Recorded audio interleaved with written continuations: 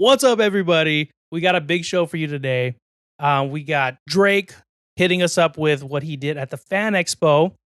We have a few trailers, including the new Agatha All Along. Ooh. And we have a bunch of reviews. We kind of skipped last week's one with like the reviews, so we're gonna like double up on some stuff. 2 Acolytes, 2 House of Dragons, 2 The Boys, whole season 3 of The Bear, and A Quiet Place Day 1. Non-spoilers. Tune in. The Joystick Show.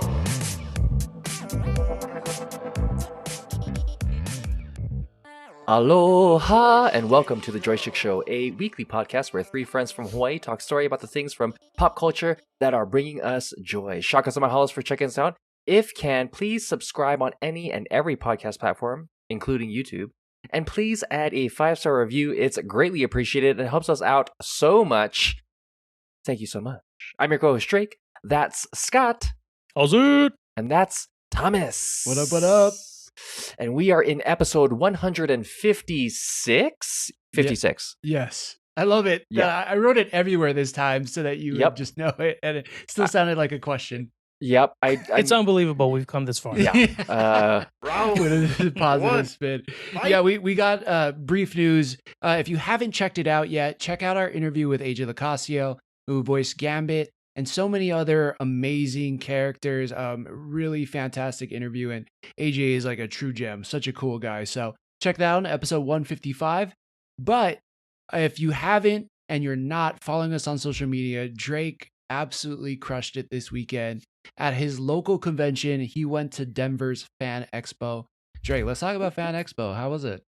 Oh man, Fan Expo was fantastic. Shout out to Geek Freaks for helping us out with the press pass that gave me all access to all areas everywhere. And so it was from July 4th all the way to Sunday. And I went on July 4th to do a little bit of B-roll. So I got in there. I mapped out the place, saw what I wanted to see.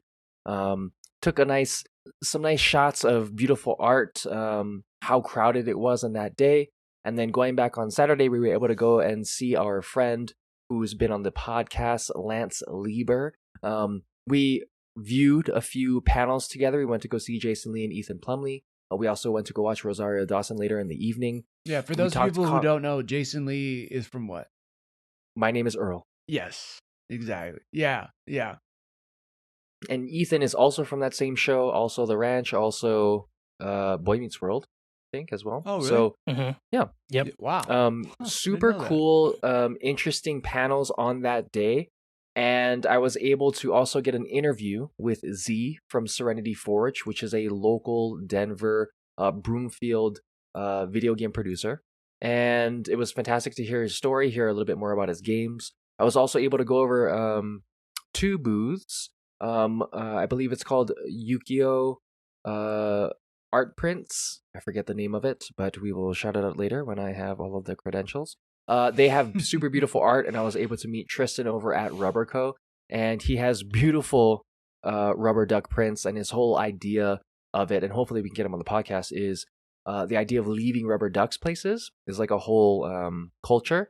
And his original prints are Miyazaki-like, where it's just like mushrooms and fauna and moss growing all over it. But and then he also has, why leave them ever like places? Like I have no clue. I mean, that's no. There wasn't like. So we gotta ask. Yeah. Okay. That's something we gotta ask. That's him. a reason right there, just to have him on the podcast. Yeah. So now I need to know. Like, it's a culture. It's like what kind of culture? Litter? Like what are we talking? Litter. It's called litter culture. Okay, Okay, we're growing nature around litter. Okay. And that leads us into Sunday, where I was able to take my wife, Alondra, and I were able to kind of get in there. I wanted to show her all the artwork because I thought she was going to really love it, and she did. She bought a lot of prints. She got some pins. And we were able to go into the panel for Ella Purnell and also Sean Gunn. So that was pretty cool. And then as we were walking around, we got to see, stars like Mario Lopez and Elizabeth Berkley. We saw Ray Milson from afar, etc. We also saw Piper from what is that show? Charmed, etc. Nice. Lots of comic book artists in terms of graphic novels. Scott Snyder, Dan Reba. Tons of cosplayers, tons of voice actors for lots of animes like Bleach, etc. So it was a really fun time. It's definitely more walking than I anticipated. My back was quite sore, which means I need to do more lower back strengthening. But I was able to accomplish all the things I wanted to accomplish, not only for Geek Freaks, but for the Joystick Show. And also I was able to have fun and, meet some cool people, purchase some cool art. So if you haven't gone to Fan Expo, I expect you should, because it's pretty spectacular. So do it. You expect it. I expect it. I expect it. You have to. should. Yes, you should. And if you're not, then I mean, you're not American. So Yeah.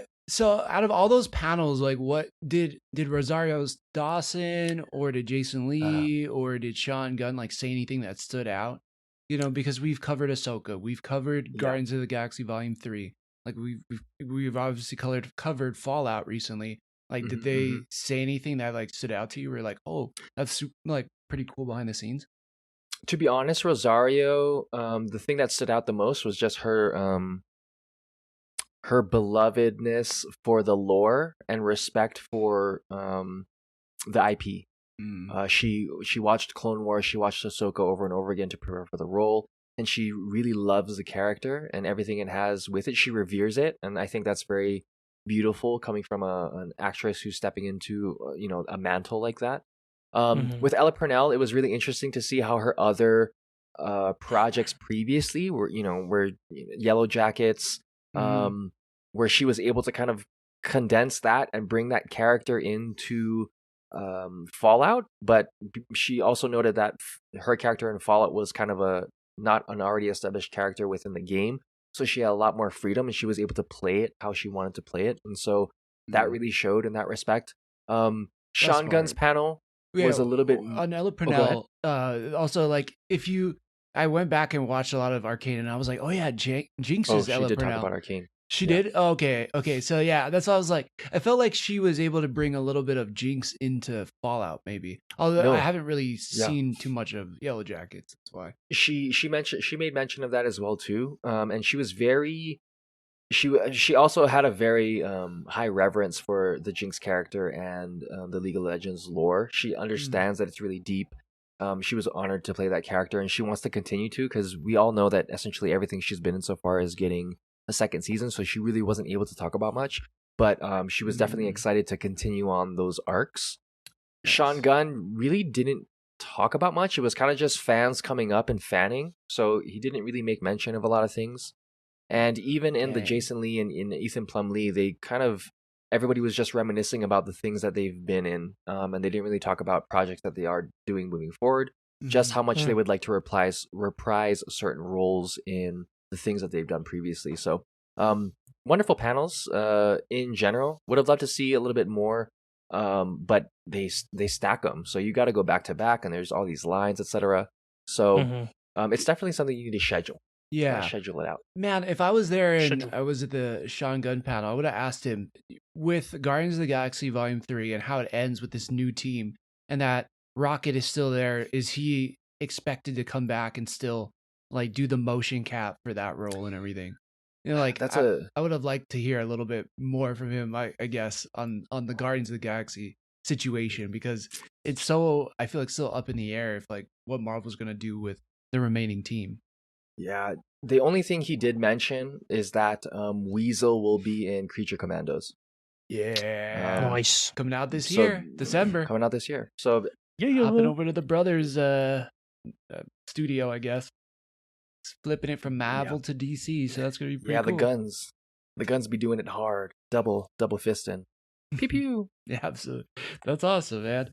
That's cool. I think those are the things I love.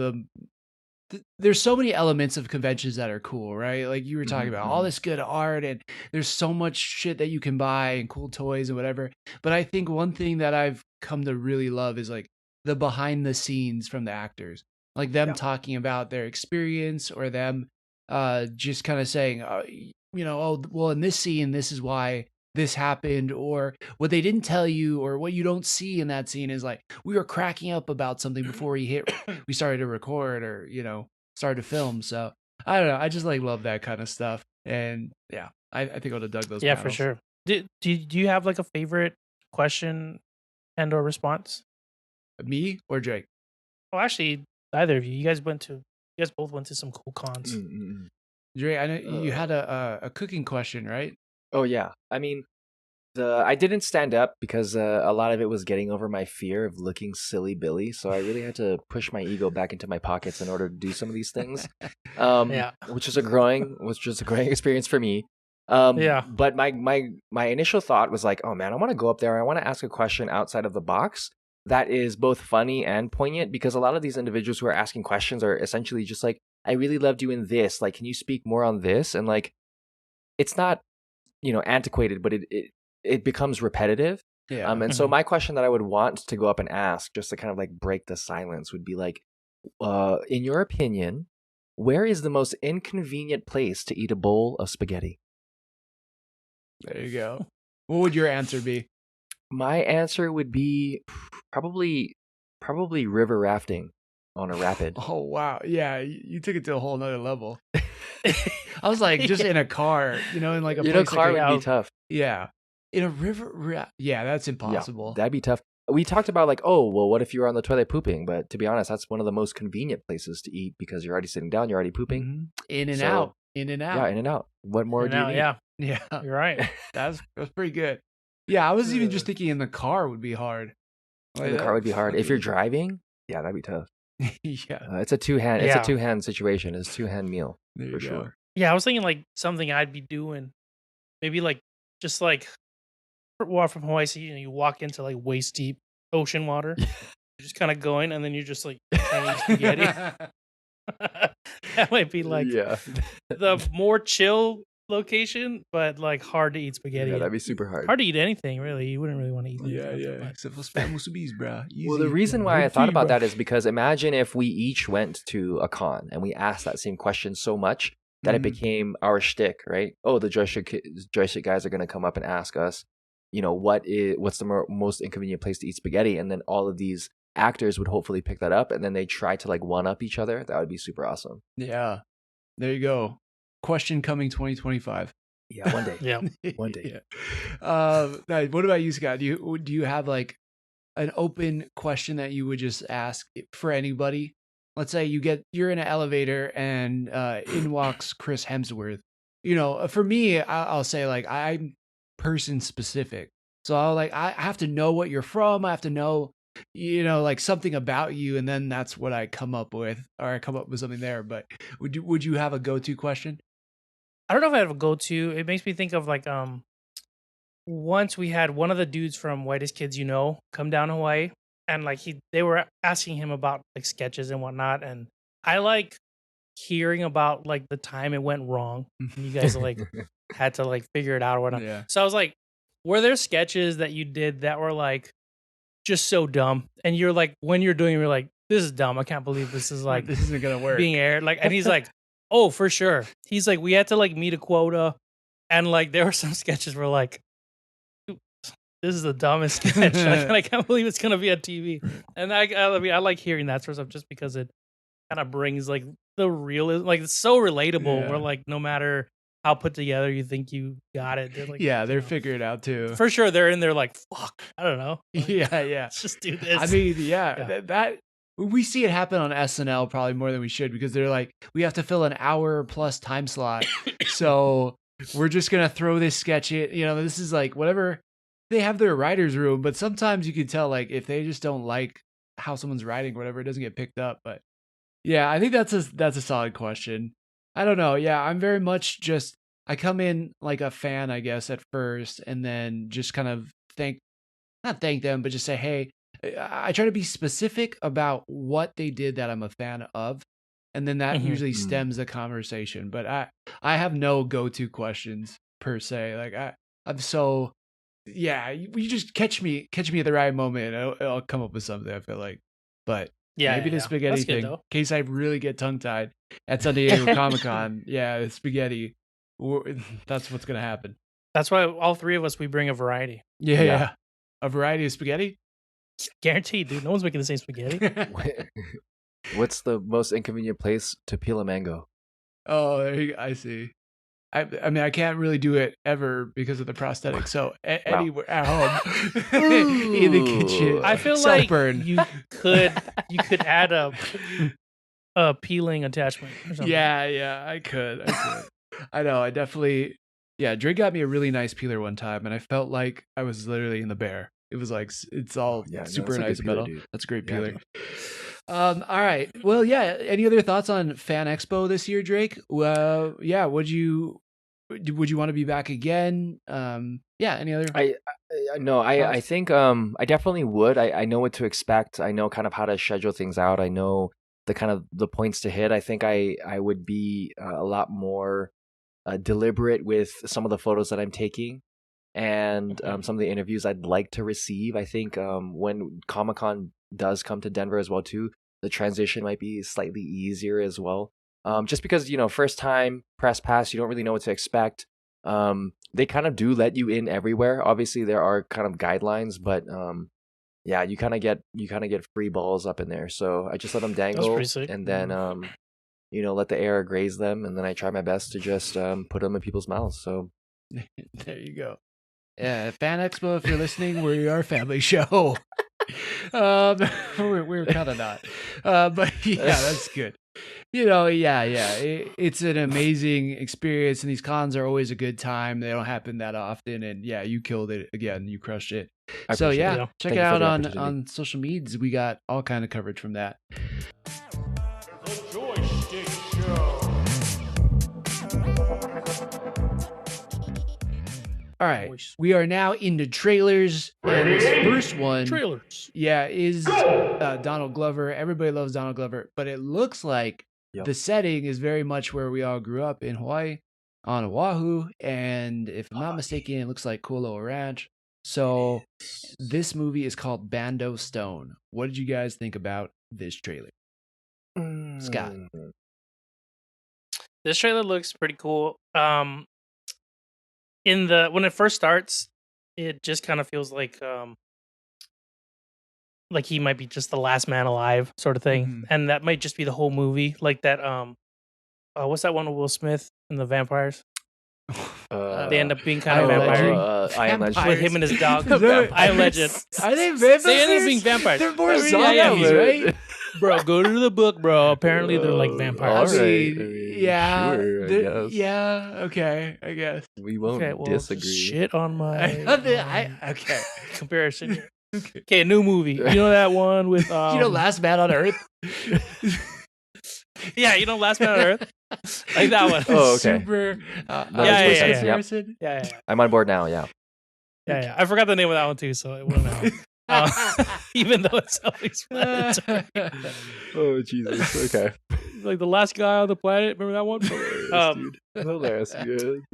Anyways, it feels just like that. All right. Yeah. Without vampires, and and then it kind of goes into like a weird by the end of the trailer, I don't know if he's like in a Tron-ish kind of world. It seems weird. Like it might not be real. Yeah. First I was like it feels like he's like in Jumanji or something. You know what I mean? And like even the way it ends, and the font, it feels video gamey. So I was like, oh, what is this? Dude, you kind of just blew my mind. I was thinking maybe it was like an alien attack or something, but you're right. Maybe he's in a simulation in a game. Damn. Right? Nice. Good pull. Yeah. Because you're right. As the lines come down and it's all Technoboxy, it kind of reminds me of Ready Player One-ish. So Right. Yeah, you're right. But yeah, it starts like making those I don't know what it is, like cubes are coming down like with the green lasers. Yeah. Grids. Yeah. But it's got all kind of weird things like the rhino charging, and then I love it too because he has to put on this stuff, but he goes basically to like a 7-Eleven or like an ABC store and gets like rubber slip. I don't know if he's wearing slippers, but it's like wearing like an aloha shirt, wearing like a Spam hat, like very very touristy Hawaii. I thought that was great. And then it like just looks like a crazy sci-fi adventure with some humor in there, which is awesome. Right. Yeah. Which I'm down for. Sure. Yeah. I think I agreed with the idea of it kind of feeling more like a video game, because like why then would it be kind of in this genre with all of these familiar video game things? Knowing Childish Gambino, Donald Glover's work, I think it's very much Atlanta-y, right? It's a kind of like a spin and a take in like a supernatural type situation. And I think, if not the video game route, that essentially he is in this world, and that the accomplishment of being able to like bond or finish with the mom and the child is gonna bring up like a bigger understanding or greater relief, or just in the mind of his own artistry, because he's a singer, right? So he's visualizing how he wants to put out this art, and he's putting himself through this mental adventure in order to get him to a place where he can uplift his music and his art. Is kind of my general thought, but Damn. who knows? That's cool too, man. That is an intricate thought process. Yeah. He's just like meditating the whole Yeah, time. yeah, He yeah. wakes up, he's like, I got it. Yeah, he's And then like, it ends. my movie will influence my music. My music will influence my movie. Yeah, Just I like- mean, really stretching it out there, but that's why Maybe. it's up for interpretation. Movies, It's fun, yeah. I didn't think about And it. it might even end in that way where you got to interpret it. Oh yeah, that's true. I could see that happening with this movie. It definitely is giving that vibe where it could leave something open ended, and it's up to your interpretation. Because it just has that. You're right. Like it does have maybe a little bit of an Atlanta feeling where it just feels like kind of raw and like a little choppy in the way it's edited, but that's on purpose to kind of give you this like, life's not smooth type of scenario, and I feel like you kind of get that. It's a little bit chaotic and a little bit, like unpolished. So I dig that, but not in a looks way, just like in a feeling kind of way. So he's a master, and like I will watch anything Dog Lovers in just to give it a shot because he's so talented. Like everything he does, it's even if I don't love it, like I know it's good. I know this is well made, and that's how he operates. So I'm excited about that, and to see how they kind of like represent Hawaii in this movie is kind of interesting too. So all right, this next one is we're getting back to form maybe with the MCU. We got X-Men 97 this year, and that was phenomenal. We're getting Deadpool and Wolverine in just a few short weeks. And by all accounts, that's going to be incredible too. Just the marketing around that has looked insane. And speaking of marketing for this show, they started off with Agatha, I think it was like Coven of Chaos, and Agatha Darkhold Diaries, and like they just kept switching around the name, right? And it was like we finally land on Agatha All Along, and then we finally now got our first teaser-ish trailer, or just like official trailer. I don't know if this is like considered like a full trailer or not, but man, it looks pretty good, and it's definitely giving the spooky vibes. And it seems like this will be a good Halloween watch, even though it comes out in September. I agree. But it looks a lot better than I was expecting. What about you guys? What do you think about this one?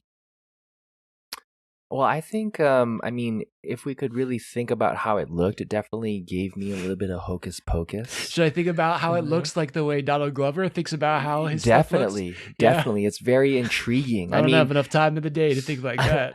I would say that Agatha looks pretty wicked. I mean, it's definitely charmed. I mean, a beautiful craft. Definitively bewitching, if you would. It goes real witch heavy is what I'm trying to get at. Okay. Nice. Well done.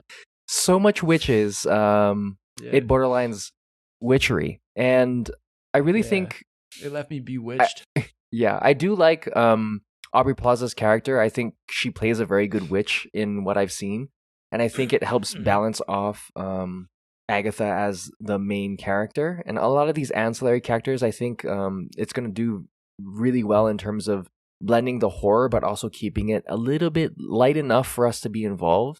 As it starts off where it's kind of more like a murder mystery, and then Agatha kind of comes back into her own. I really hope that is kind of like more of the discovery that we're put in a place, and then we're discovering more, we're unraveling a layer, because that's what it kind of feels like. So I'm really looking forward to it. Yeah, the beginning opening shots remind me of, have you guys watched Mayor of Easttown? Oh, with Jeremy Renner's? No, that's Mayor of Kingstown, I think. But it's with Kate Winslet. Like rhymes. Oh yeah, like it almost rhymes. Yeah, you're right. Yeah. Easttown, Kingstown. I don't know. It's just like a town. It's like almost the same name. They're like, why don't we just call it the same thing? We'll make it totally different. Right. So what are we talking about then? Yeah, but it has Kate Winslet, and she plays a detective kind of in like the Northeast. And Okay. you should watch it just for her accent, because to this day, Christina and me still kind of copy it. She's like, "Why don't you go home? Go home." I don't know why. That's what she sounds like. And we were like, "What is this terrible accent?" So yeah, apologize if you're from that part of the country, because I guess that is kind of how they pronounce their words. I don't know. It's just an interesting accent. So watch it for that alone. Yeah. But it kind of gives me that vibes, and it kind of reminds me a little bit of like the Outsider murder mystery that was on HBO with like Ben Mendelsohn I and still everything. gotta watch that. I heard good What? things. Dude, I know. if you like True It's, Detective, you'll love that. Yeah. Yeah, definitely. It's Jason Bateman had something to do with that, right? Yeah, Did yeah. I think he Jason Bateman. directed. He like directed it or Yeah. something? Or some of Dude, it? he killed it. It was so good. Okay. But gotta get on it. I think Agatha is giving some of that, like where it's a true crime mystery or murder mystery drama. And that seems like how it starts off. And then to your point, Drake, we start seeing some of those things that merge in from WandaVision, where she comes out as Grey and we see her in like the 1960s getup. And you could tell like they're bringing in some of those elements, and she seems to have forgot who she was, because I think if we remember what happens at the end of WandaVision, Wanda basically kind of like reverts her mind, or like traps her in his mind, where she thinks that she's still in the Hex and she's still that character that she was portraying, whatever her name was. And so I feel like, yeah, it's starting off in this very realistic place, and then it's become still scary, still hold the horror element, but then become more MCU-ish, if that makes sense. Right. Yep. I think so too. There's a part in the trailer that seemed extra creepy. Like there was a part in there that was like looked like full demonic possession. Oh yeah, I see that. Yeah. Like some character, and I was like, that's kind of. I'm not one to normally like The Conjuring, all those types of movies, and I was like, damn, I wonder how like kids are gonna feel about that. You know, Love it. Scared. They probably will. That's what Scared, yeah. Kids watch scary shit all the time. It's probably just beef. A baby, but so I'm not gonna watch it. No, no, it looks good though. It looks like a fun ride. Like you said, when it announced like this Halloween, like it made it extra fun. Like, you know, I'm looking more forward to it. Yeah, I think it. I don't know what to expect really. Yeah, because it'll end in. I'm guessing the show will end in October. Well, it will for sure. But because it's like it starts on the 18th of September, so then you know every week you get first week get 2, cool. so it'll end in October, right? I'm guessing right before Halloween. So for people who want to wait for it all to binge it, then it'll be there for them by Halloween or whatever. So, but it's nice to have a show during that season, to like keep you in that Halloween spirit. So, I'm looking forward to it. It looks like it'll be fun. Yeah, agreed. I think Catherine Hahn is amazing. The rest of the cast, to your point, I think Aubrey Plaza will be a good emotional counter to Catherine Hahn, who can be whimsical and over the top and like, hey, and bubbly. And then Aubrey Plaza's deadpan Rio, I think will be a nice offset. So something else, right? We get Scarlet Witch seemingly being dead in this, which is really interesting, kind of leading to maybe she really did die in Multiverse of Madness, which is what the Marvel book says. People are like, come on, you're really killing off Scarlet Witch in that weird, like, there's no way that Marvel would do that. But maybe this is giving credence to that, and that when we get to Secret Wars, we see a variant of Scarlet Witch. So I don't know. There's that part of it, but we know Scarlet Witch's magic was red. We know Agatha's magic was purple. And it's cool to see that Rio's magic seems to be green. So they're kind of like differentiating the power sets in a way, or like the Roy G. Biv. Yes, of witchery. So yeah, exactly. So witchery. It could be cool. It was way better than I was expecting it to be, and I don't know what I was expecting, but it wasn't this, and I'm kind of on board with it. And I didn't expect WandaVision to be as good as it was. So hey, if they can bring that to this, I think it's going to be a good show. Okay. Yeah. So I agree. We got a total of 6 thumbs up then? Yeah. It's 5.5. Oh, wow. Ayo. You still have 2 thumbs. Yeah. I mean, it's half. I mean, yeah. It's literally half. It's literally half. Half of that. So just like this, but that. That's fucked up. It's I like mean- somewhat like you're like it's half. At least I'm saying it myself, though. I know that's why it's better. Yeah, That's that's why it's so funny. allowed. If someone's like you know, Half. Exactly. All right. not a full thumb there. Yeah. So 1.5. There you go. The Joystick Show. All right, well, let's move on to some reviews because we were just talking about some scary stuff, and I watched a scary-ish movie, I guess you could say. Takes place in the Quiet Place universe, and it was A Quiet Place Day One, and I really, really liked it. I've seen middling reviews on it. Some people have ranked it. Nobody's like completely bombing it from what I saw, but it's kind of been in that 3 out of 5 star range, or like the 6 or 7 range out of 10. And I thought it was great. Like, I think for me, it might have been like an 8 out of 10 or like a 4 out of 5. Like, I really dug it. oh, nice. Yeah, it was good. Just another, for real, like, solid addition to this universe. Somebody, I think we mentioned this before we started recording, but it was like, yeah, John Krasinski, man, he just keeps killing it. But I'm like, he only produced it. I have to look up who the director is, but he like directed it and wrote it. But he did a solid job. To me, it felt very much like, it's been a while since I watched the Quiet Place movies, like 1 and 2, but it felt very much along the line of that tone. And it was interesting, like the characters that they chose to start, the universe around. Granted, Lupita Nyong'o is fantastic. Like, she is such a good actress, so powerful, so captivating. I thought she was awesome in this movie, but it's interesting because it starts off with you finding out that she's basically in a hospice. So like at some point she's gonna die, and she's basically like taking this medicine to just stay alive. So for me, it was like, okay, she's probably not gonna make it in the movie. You know what I mean? Like right off the bat. And you don't really, I know if you've seen the marketing, you know that Joseph Quinn is going to be in it. Talk about another Marvel person coming up who's going to be playing Johnny Storm, who also played Eddie Munson in Stranger Things in the last season. You don't get him for a while. Like, he's not in like the first 45 minutes of the movie. I'm like, damn, when does Joseph Quinn come in here? And then once he's in, and he plays like a massive part of it. But it took a while for him to get in there. So. Yeah, I have questions. Yeah. Scott, did you find the director by chance? Yeah, I was just gonna say, Michael Sarnowski. Yeah. He looks like he directed. You guys watch the movie Pig? Oh, yeah, did it? Oh, with Nicolas Cage. Nicolas Cage. Yeah, he directed that. Oh, hell yeah, he's That was a good good, movie. dude. Okay, Real he's good. he's on a solid track record then, because I like both those movies. Yeah. What were you gonna say, Drake? I was gonna ask. I'm looking at the running time, and it's 99 minutes, which is about an hour and a half. Do you feel like they were able to accomplish what was necessary in order to give you context of day one moving into the OG A Quiet Place? Was that enough for them to kind of for you to be like, oh, this makes sense. This is an addition. This is good. Yes. Yeah. Okay. Yeah. I think they got everything they needed to get across. But it's a little. Some things are a little obvious, I will say. Like it's again, well acted story, and it makes a ton of sense, and it works within this universe and at this time and everything. But it kind of hits like those typical beats of a movie like this, like of a scary movie, I guess you could say, with like drama and suspense. It very much feels like a Quiet Place movie, but again, nothing kind of really threw me off too much. Like, the people who I thought were gonna die died. And, the people who I thought were going to make it kind of made it. Okay. Yeah.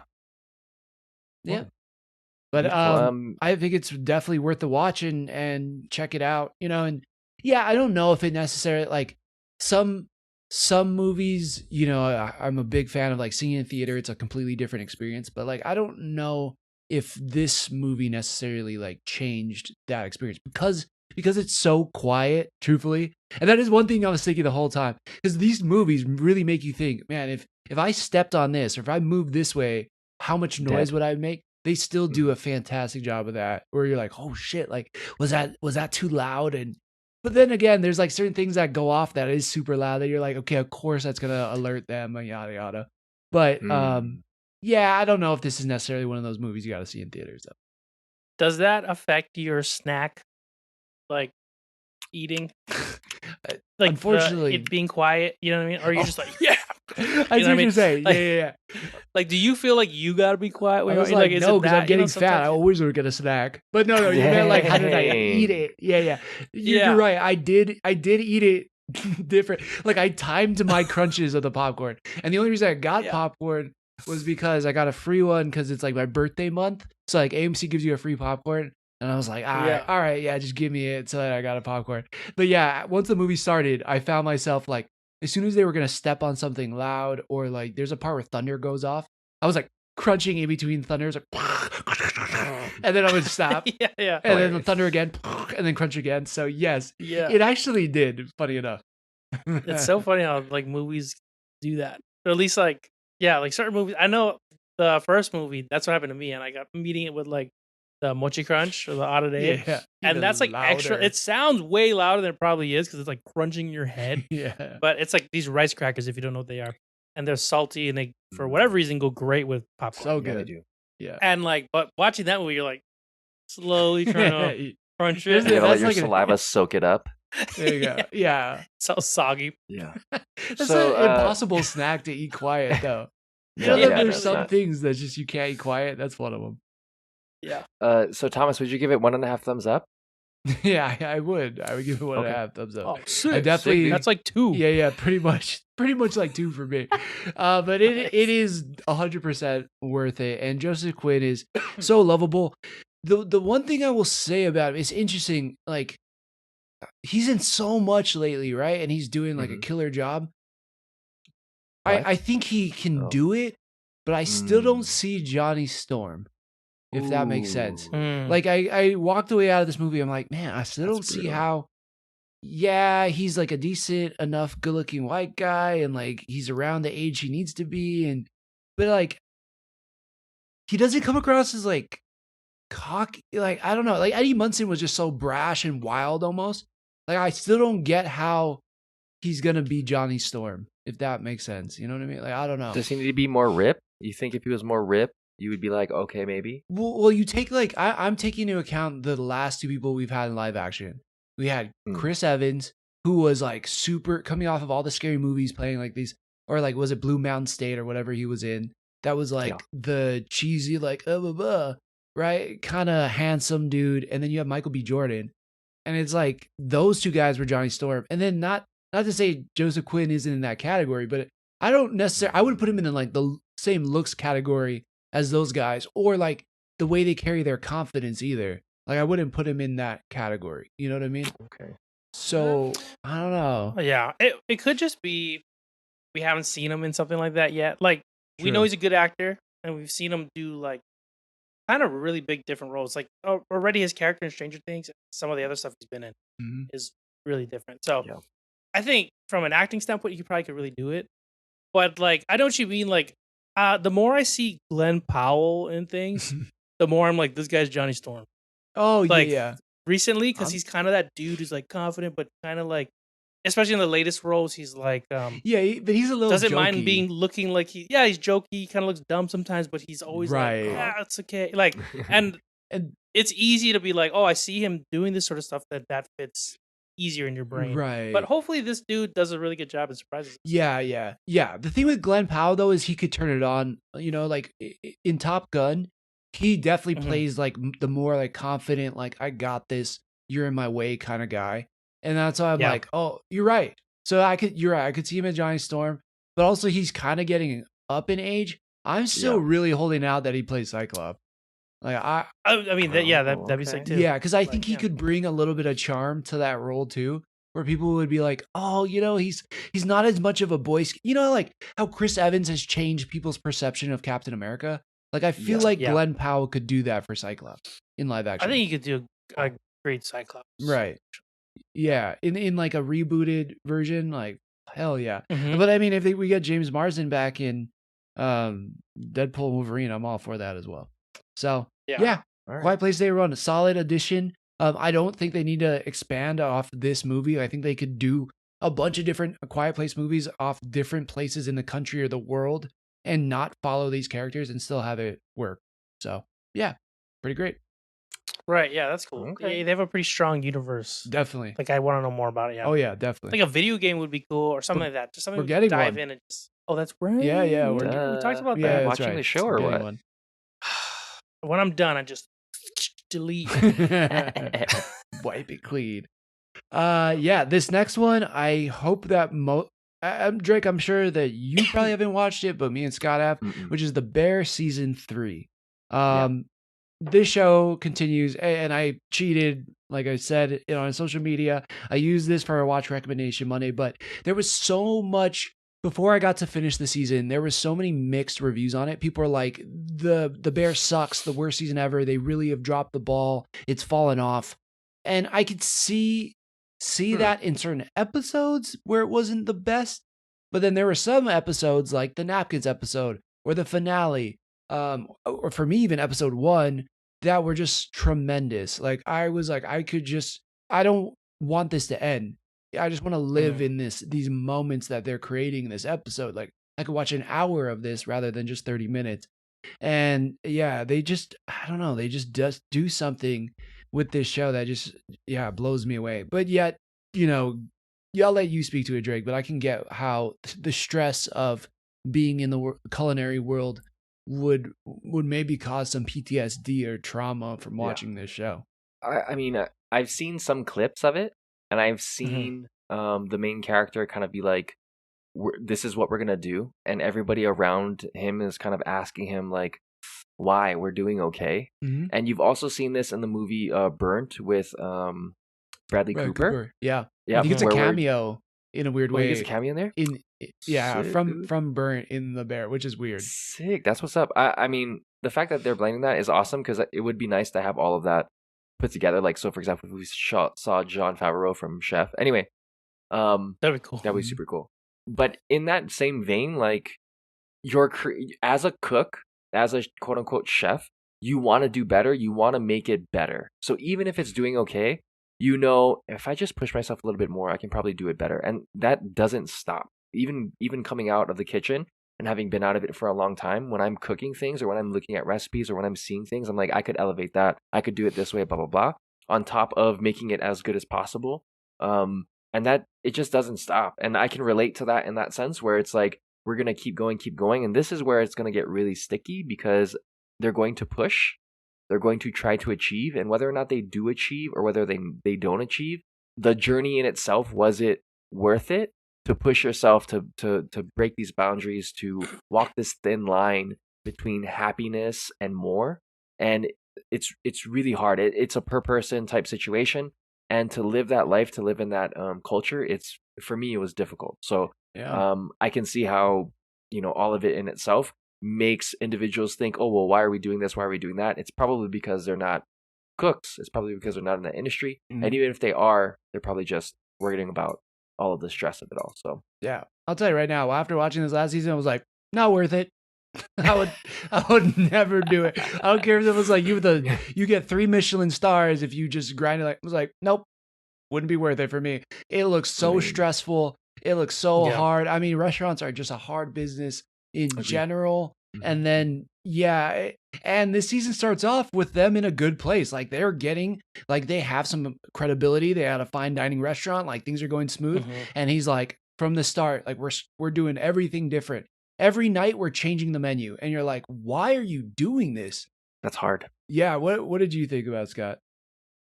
Well, right from the beginning, I thought exactly that. Like, what are you doing? Maybe like change it once a week. Let's start there. Like, every day. Carmi's very new. He's menus. So intense. Yeah, I know. He's like takes everything to like the 11th degree. Like it's just ridiculous. Mm-hmm. But you kind of get it from his character perspective. He's just like, I don't know. He's impulsive and he wants it now. It's and the I only think thing he can control too. I mean, you know what I mean? And in a way, they touch on this show like they all have a little bit of that like something in them that they kind of fear that might lead them down the path to like being like their mom. So like there's like touches of that in there where he's like, I think part of that is like him wanting to control it, and like I think his anger and his like lashing out and not talking to people and stuff is like that thing that he's constantly battling within himself. But he also wants the thing now. Like I think that impulsiveness is from his mom too, like that. Like, Mhm. but But it also, but it So I helps get it. drive him too, right? Like it It helps does. push him to all these new heights, right? As Yeah. we'll talk about Yeah. later in like the last episode. Yeah, and the thing is, like with this, I understand. Like I've heard that too. Like that this season's like, it's season 2 is better, or like whatever, you know. But I think at this point, I'm like so all in on the characters. It's to me, they've established like a cool Stunning. world I Yeah. get to like see into. So like these are like, to me, they're like, oh, these are like real people with real emotions. Like whether you like Richie fucking yelling at Carm and vice versa, Mhm. this is what they do. Like this Right. is how they communicate. This is them. So I like all of it. I thought it was I just really like this season. I don't Yeah, know. let's talk about that part because I think in episode 2, you know, again, they're yelling at each other like, "I need this, I need that, whatever," and you're like, there is that moment where I heard some people say like that went on too long. I think that's fair, but I also could see like, yeah, but they're still themselves, and even though they've gotten Right. better and they've made it to new levels, like they still grew up together. They still gave each other shit like that growing up. That's how they communicate with each other. And it's like, even though they've made all this progress, they're still themselves at their core. And that to me feels Exactly. very real. And Yeah. I dug that. I was like, this is annoying. I hate it. But that's kind of the point, I feel like, is that, Yeah. they're their own worst enemies. And you see that. And because they're their own worst enemies, it stops them from communicating with each other appropriately. It stops them.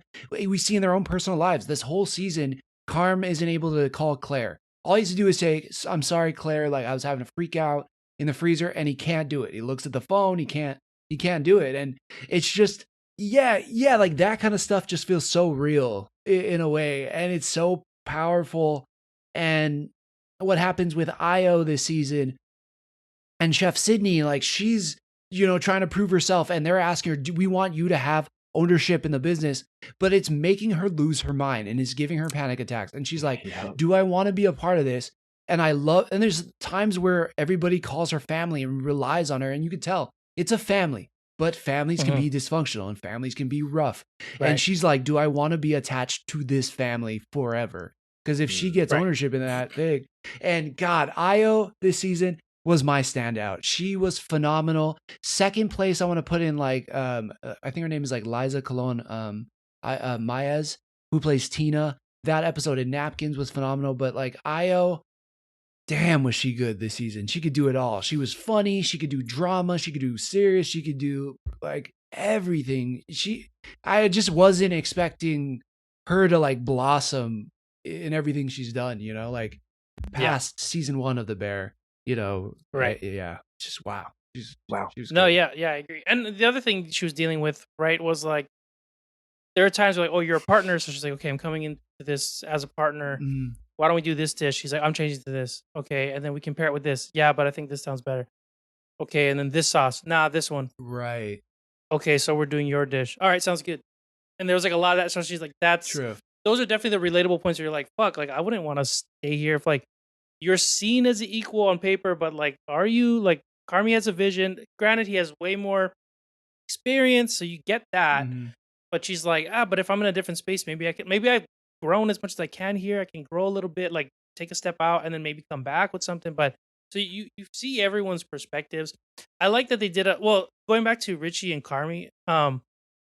I thought it was, I don't know, maybe growing up in Hawaii, there's like, you guys know, like families, sometimes like the way they talk to each other and stuff, it's like, it can be sounding like we're arguing sometimes. Mhm. And this one, like they're definitely arguing, but I like that there's like comedy elements like in it. Yeah. Like, no, why don't you can kindly Why you can get go? fucked. Yeah. No, you get fucked. No, you first get fucked. Like it's just like that part was it's great. like they're kind of like comedically jabbing each other. Even Yeah. though they're angry, it's like it could have been said worse, but it's yeah, funny. it comes across as funny though. You're just like, it's just ridiculous. And I love the cut of tension in this with the facts. Fact, dude. I love that they Facts and Joey. incorporated the I love that they incorporated the other God. cousin more too, and like you know that they were just riffing improv and stuff yeah. like remember what you did to me? And like I feel Uh, like that was just like make something up. And he's like, yeah, I taped you in that cardboard box and then let you Yeah, out. yes. Yeah, that's right. That's- and that's why Yeah, like, that's why I can't be in that's why I'm still afraid to be in boxes. Like just that's why I'm still afraid to be in boxes. Oh It's, like, my so god. stupid, but so funny. that was so funny. That Yeah. was man, Faxon and Joey just okay, and they tape up all like the different chefs.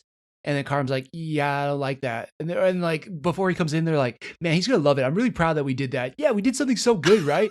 Yeah, I mean, I think this is like something the nicest thing that we ever done. Yeah, man, like we're the best. Bring it in. And then like, God, I love them. They were Dude, so funny. Oh, and then how's the the drop in with John Cena being one of the cousins? Oh, John that was pretty Cena. funny too. John Cena. Yeah, he comes in, he's one of the facts and he's like, oh man, he's haunting you. Like that the whole haunt haunting thing. Yeah. was the haunt was the longest haunt you had. It's like Yeah. the You mean uncle like had, this someone's crazy dead haunt. and coming to haunt you? It's like no. It's like No, it's not like that. It's like a curse or something. You know what I mean? Like like you can't. Well, what kept happening to Fax this whole season where he was like, yeah, and like she haunted me forever. Oh no, somebody was haunting Joey, right? And I forgot what he said it was or why he said it was, but they're like the guy wasn't even dead who was haunting him, right? He was just like put a curse on him, basically. It's funny. Yeah, and it's kind of like what I mean. John Cena was doing a little bit of that when they were supposed to be setting the place to get photographed for the article, Right. And John Cena comes in and he's like, "You didn't give me back my lawn." I forget what it was. He like borrowed something, like a battery or something. Yeah. And he didn't own up to it. Like, just say sorry. He's like, "No, I'm not gonna say sorry." And then like he just be trying to concentrate. And John Cena's just like coming in his ear and just like yeah. distracting him. And he's like, "Dude, stop haunting me, dude." Yeah. Like, and then it's like that considered haunt. It's just like this annoying. Like you never know when they're gonna come and like annoy you, I guess. Yeah. But it was just funny like getting into the world of the facts. Like you then as they branch out, like their whole family's like, "Oh yeah, man, like Uncle whatever had a haunting for like years, for decades." And, like he brought, for decades." And you're like, "What is up with this?" So family? funny. And somehow they're all interconnected. And then of course that is really funny. And then you go back to like what you're saying with the napkins episode with Tina. Like I love that they were able to kind of dive into people again, like do like this flashback sort of thing. Tell us how they got to where they were now. You feel so much more for these characters. You understand like, how they'll get. And I don't know, for me, I love that. It's kind of like a behind the scenes thing, I guess. I mean, but it's purposely done, but it just adds so much to them. Yeah. And it's just like, I kind of want this for every character. Like I want to know about Uncle. Yeah. I want to know about how Uncle knows computer. Right. Like computer was interesting. Yeah. He just comes in and everyone's like, "Hey, what's up, computer?" And like seeing Io And like, somebody was okay, like, computer. Yeah, and it was like, okay, Rob, and he was like, it's computer. And then everybody comes in and was like, hey, what's up, computer? Like they know that's his name. He only goes by that. Yeah. Yeah. He So interesting. I love it was so that's something the show does amazingly well, and I can't think of another show that does it better. Maybe their first season of Game of Thrones, but it's like it'll give you these side characters and the episode will just be about them. Like we're talking about like taking out the stars of the show. They're not in the episode. And the side character is just as interesting. Like that story is just as interesting. It's incredible. Like, yeah, man, this is such a good show, and this season fully delivers. So, yeah. And it ends on if spoilers, like it. Maybe that's why people didn't like it too. It ends with a to be continued, which it's not everyone's favorite. I remember one of my coworkers saying like, it's like all the episodes feel short and it's going by too quick, and like maybe that's why like you don't get this sort of like closure with what's going on. I see. So that could be a reason. And there's one thing I kind of wish they did at least once throughout this season is the sorry. Why didn't they do that? They really made that a thing in season 2, and I'm like, oh, that should be something they carry on and keep doing. Right. So that was a weird. I don't know. I thought that was interesting. Yeah, I didn't even notice it, but I saw somebody write that online, and then when I started thinking back, I'm like, they didn't do that. The sign language were okay, and I'm like, what the hell? Like, why didn't they do? Yeah, maybe because they both weren't okay this season, but could be. Yeah. Excuse me. Yeah, I did think about that, and then the cliffhanger. I wasn't that bummed because I knew we were getting season 4. So I was like, this is great. But, for those of you who don't know it, that would be kind of frustrating. But I thought it was a tremendous episode. The one thing I will say, though, is like the crappy episodes were pretty junk. Like I really didn't like the pregnancy episode or like when she was giving birth. Like that episode just gave me kind of the ick the whole time. And granted, like, I know it's a beautiful process or whatever, but like, I don't have kids. I've never been in the room while someone's giving birth, but like, and just how neurotic it was, like, I didn't care for that. But then again, juxtaposing it to the finale or the really slow moments that was like a prequel to Carm's story and all the amazing chefs he got to cook under, I thought it was so well done. And it was just like the best episodes are like 10s and then like the junk episodes are like 5. So I guess there was a big discrepancy for me this season. Right. And also in the last episode, it's the funeral for restaurants, which I thought was kind of cool. I guess that's like a thing. Right, Yeah. I didn't know that. It's like I don't know too much about like the restaurant world stuff, so I'm like, I'm assuming this is a thing. Mhm. Like when a big restaurant's going out, they call it like it's the funeral dinner, and they come out, and like I'm assuming the people that they hold the shots on that we don't know are or like actual chefs. Yeah. that are established. I don't have the names in front of me. I looked it up, but they're all like top of the line world class chefs. Like some of the people in that cool. room That's what I figured. either had like 1 to 3 Michelin stars. And I was like, holy shit, that's impressive. Like the guy he That's studies pretty cool. under in the first episode, Thomas Keller, I think, or something like that. Drake knows. He French Laundry. He has 3 Michelin stars. So and I think he's the only chef in the world to have 5 at one time. So over multiple restaurants. So anyways, so look it up. Those cameos in there are incredible. That's awesome. Yeah. All right, we gotta quickly move on. And we're going on to the Acolyte. Less stoked about the show. Episode 5 was cool. Moving on. Yeah, we didn't talk about it the last time because it's just kind of like cool. Yeah, let's just quickly talk about what we got in these episodes. Episode 5 was the episode I think everybody was waiting for, which was just a lightsaber battle the whole time. Yep. Were you guys able to talk about that one with Lance? No. Okay. We did not. What do we think quickly about episode 5? Cool lightsaber battles. Choreography was pretty decent. It was nice to see the Sith kind of be on top again. It was kind of interesting to see Jedi just get worked. Yeah, and then just straight mockade from this one dude who was on the good place.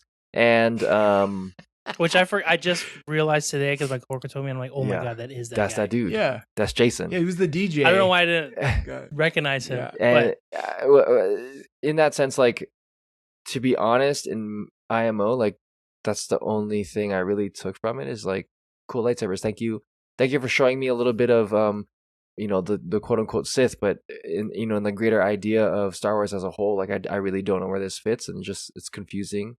But that's me. That's one person's opinion. Yeah. Do you think it's a Sith? Or because he says like Jedi, like you would call me a Sith. Some people are saying it feels like he's. Yeah. I mean, you could make the argument that he's the acolyte, but go ahead, Scott. No, I was just saying, it seems like he was just someone that's like, I figured out more ways to use the Force, and I'm forcing me to use it a certain way, and I'm just gonna like do whatever the fuck I want. He literally just like, it sounded like he's like, I just want like a friend out here, and like we have powers. Why don't we just fucking do whatever we want to do? Mm-hmm.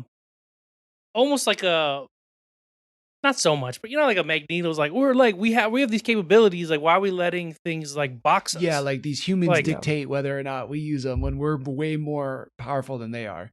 Right. Yeah. Yeah, I see that. Yeah, I don't know if he's a Sith or not. I got a lot of flack on Challenge Accepted for saying something about that, calling him a Sith, and they're like, "You don't know he's a Sith." Well, he said he's a Sith, so all right. Maybe it's the resurgence of the Sith going into the prequel movies. Maybe he's. I've seen some theories that seem pretty accurate to me, like him possibly being a Knights of Ren, because he's like, maybe I'm not a Sith, but I want to use, the dark side of the Force in a different way and not behold to even the Sith's rules on how to use the Force. So maybe he's the first Knights of Ren. I don't know. But how? Yeah. I mean, even then though, that's you're talking about like hundreds of years into the future that he's a quote unquote Knights of Ren, right? Like so. Well, yeah. I mean, Kylo would just be a descendant of his teachings. This individual, right? So I mean, if you're trying to justify the last 3 episodes, 7, 8, and 9, then sure. I mean, sure, make the argument that he's not a Sith, but then like name a red wielding lightsaberist that isn't a Sith. Yeah. Like, Yeah. All right. Yeah. For sure. Well, like it was weird too. It was like I guess the tone of the show and like the way everything was going, it felt like sure people die, but we don't see it.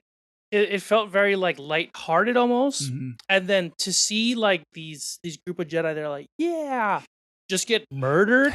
It felt like a group of kids going, we're gonna find what's destroying our crops, and the predators Goonies there never just die. fucking, like the predators just destroying these kids. Yeah. Like, I agree. there were some parts where I was kind of rooting for the other dude. Like, yeah. and it sounds really bad, but I'm like, because some of the stuff he did, like when he like broke the thing apart, I was like, and I'm like, that's pretty Yeah, sick. like 3-hole punch Jackie. Yeah, and I mean, it's not cool like being a bad dude, but some of the stuff he was doing was just cool. Yeah. I don't know. What he's especially with headbutting the lightsabers Yeah. with the Cortosis that was helmet. sick. That was cool. Like I don't know, it was just I I think because that's the thing we were waiting for, and we finally got cool fighting. So I automatically just started leaning towards like the cooler fighter. Why not? Yeah. Okay, so in this case, right? If it is about him in general, right? Mhm. Why not have made it about him in the first place? Have him be the assassin moving forward. We don't see who he is up until this particular point in time. We only see him assassin doing all the things that May and Osha would have done previously, and then we get this big reveal. And at least your, maybe the sisters in the beginning, right? The power of one, the power of two, the power of many. Maybe that could have made more sense. Maybe he's the quote unquote Sith, and maybe they're doing some things with him or like helping him become a certain thing, or you can make that person whatever you want it to be. But in terms of the story, you could have made it so much darker, so much more about the dark side. Yeah. And yet, huge flop. Huge flop. It's confused on the pacing. I guess it's confused on the tone. It's confused on what to do with the characters. Because you're right, like if he had just done everything that May and Osha had done, it probably would have been just as cool. But then what would be the point of May and Osha? And also, like, I'm sure she's phenomenal at so many other things. I'm sure she's a phenomenal person. But the one actor or character I care the least about, or characters I care the least about, are Osha and May. Like, I don't really care. I liked Yord more. Like, he was more interesting because he was like, such a Boy Scout. He was like, he's going to follow the rules to the end. And, Jackie was obviously super interesting, and Soul's been great. And what's going on with the Vernestra. But like, man, Osha, now they're flip-flopping. Now we see in episode 6, it's like, okay. I just don't really care about them. And yeah, Manny Jacinto has been a beast. He's been one of the best parts. But the other thing from the beginning, it's like, why even make him a mystery if you're just going to reveal it so obvious? So like, it's me. Like, if you're not going to even let us figure that out, really, it just feels, I guess in a way, after he, stabs or turns Jackie into a bowling ball, I guess it's kind of a reveal, but it's so obvious because there's no other choice. It's like, who else would have been the stranger? There's no other person you put out there. Vernestra wasn't there. You never gave us anybody else that it could have come into question. Like, it obviously had to be him. So there was no real point in even having a mystery in who the stranger was. Like, it's silly, but he was badass. I think he has one of the coolest helmets. His lightsaber, and the fact that he's just going around blind. Yes. Yeah. Like, I'm like, this guy's even cooler. Exactly. Like, he's literally limiting himself. And dominating. And dominating. Yeah, exactly. Like, everything he's doing is just based off the Force and just like fully feeling it, which was, he's so cool. He's such an awesome villain. Manny Jacinto is a beast. Like, remember he stabbed a dude and then pulled the other guy into the double stab. I was like, that was sick. Crazy cool. I know. And it's like something you think about forever. And then we've never seen it. And you're like, yeah, of course they should do that. Or the way he uses a lightsaber throw. It's like he actually uses it well.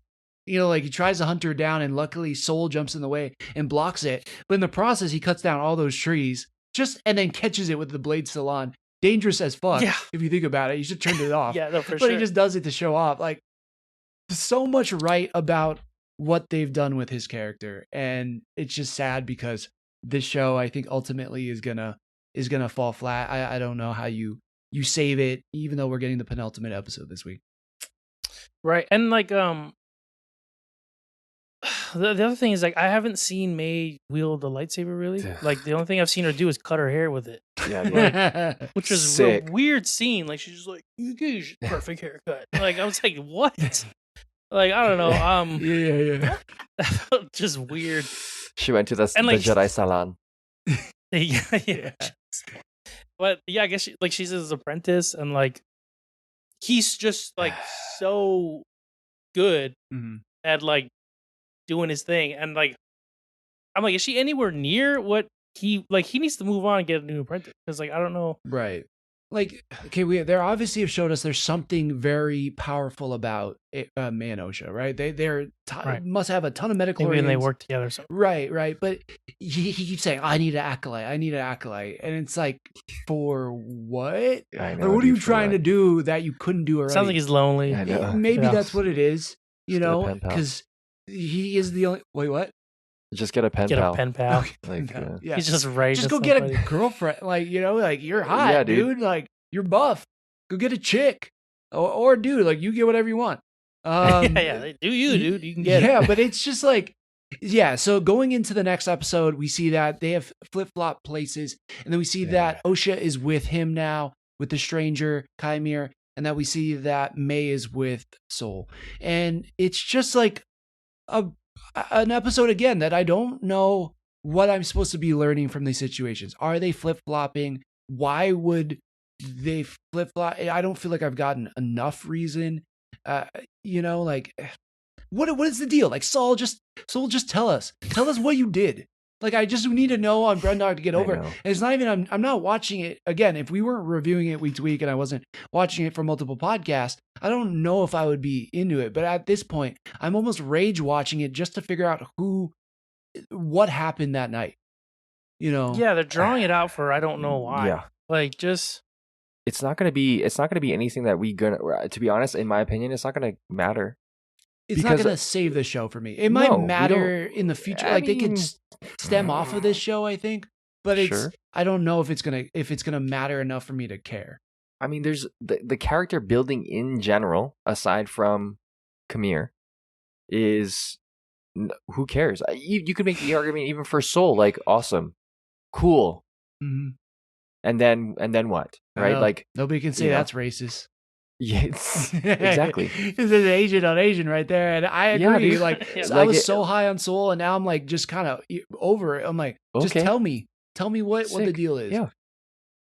And even then, is it going to be? It's not going to save the show. It's probably not even going to be game changing. Like, okay, so it's probably something that we could have thought about, and yet it could have been probably placed way better based off of better writing, better cinematography, etc.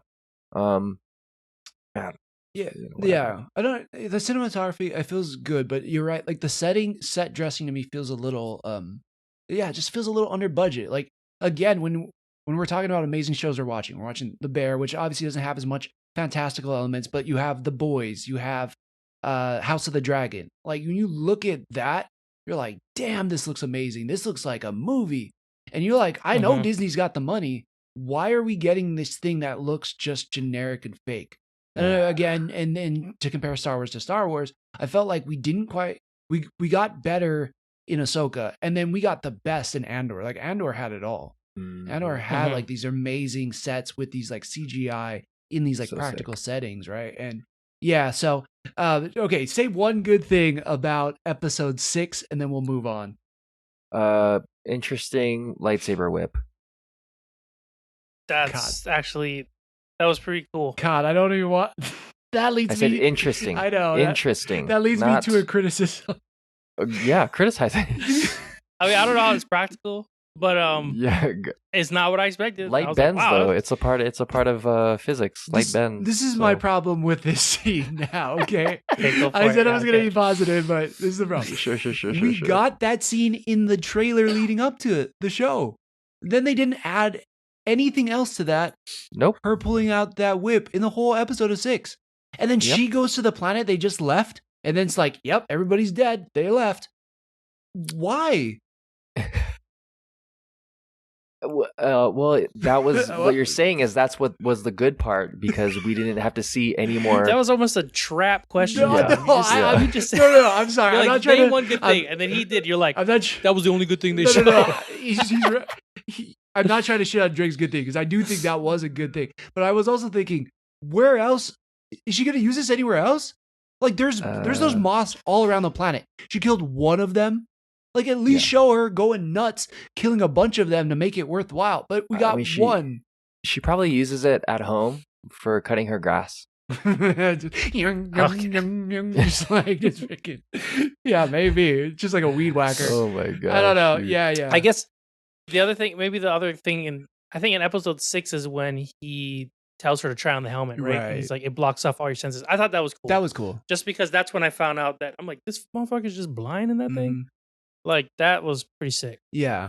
The whole him pitching his side, being nice, all that stuff. I mean, granted, like, evil people are gonna do what they gotta do to like bring you in. But I'm like, this is the best part of the show so far. Yeah. Like, I'm digging this scene and more of him. I want to find out more about him, why he's the way he is. Yeah. Why he thinks the way he is. He obviously thinks he's not just like just want to be a bad dude, you know? Right. Like, he obviously thinks what he's doing is right to an extent. So Yeah. I kind of like, or he's they showed me everything else. I want to see more of him now. Yeah. Or I mean, he's seen why the Jedi don't work. I mean, he's seen the other side, and he's like, well, it's not this. It's definitely not this. It has to be something else, right? And I mean, he even says like, I was a Jedi a long time ago. Yeah, I think the theories are still out if it's Plagueis or Tenebris or something like that. But I don't know. But you're right. I think he is the coolest character, and I think the helmet and them showing Cortosis, which was a Legends idea, and bringing that into live action is really, really freaking cool. So yeah.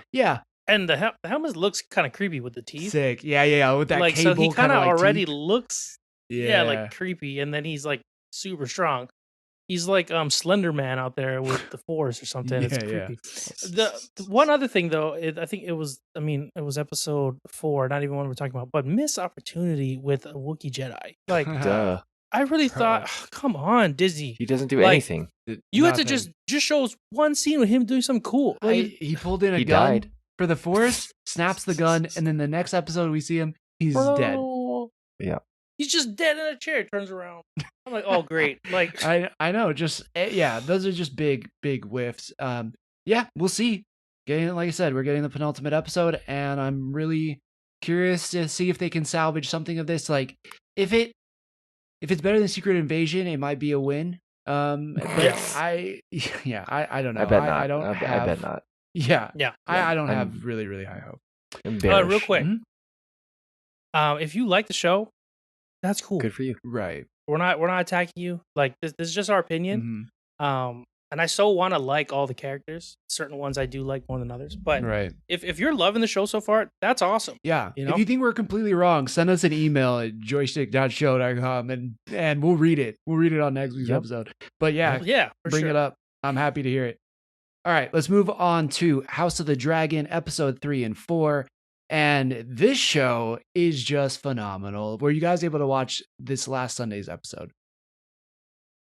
Oh yeah. Yeah. Drake wasn't, but Bro. Drake watched God. recaps. Drake watched recaps. Just relax. Okay. Wow. Dude, yeah. I don't know how you do that, but man, this was phenomenal. 10 out of 10. This episode was so good.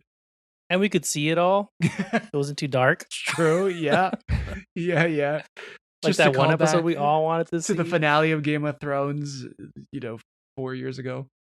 Yeah. We'll never forget. No.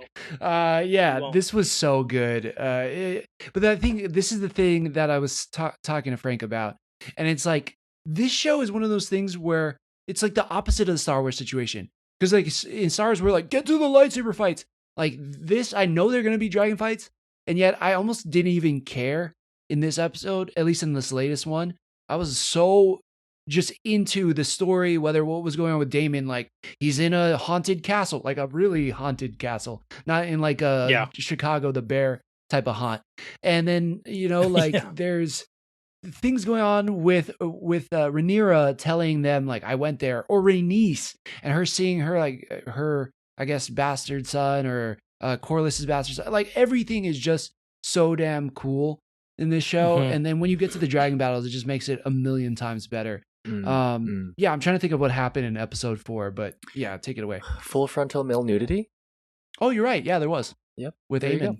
Yeah. You're welcome. Getting embarrassed in front of That's his brother. right. That's right. He's like, I don't even care. Ever. Yeah. It's fine. Yeah. It's fine. With the chin. I just see his chin. Guy's got a big chin. Yep, But like, got he's such a real good big actor. chin. Yeah. Correct eye. Yeah. But yeah. What else? He is really good. I guess it was like the repercussions from Blood and Cheese, right? Wasn't that what it was?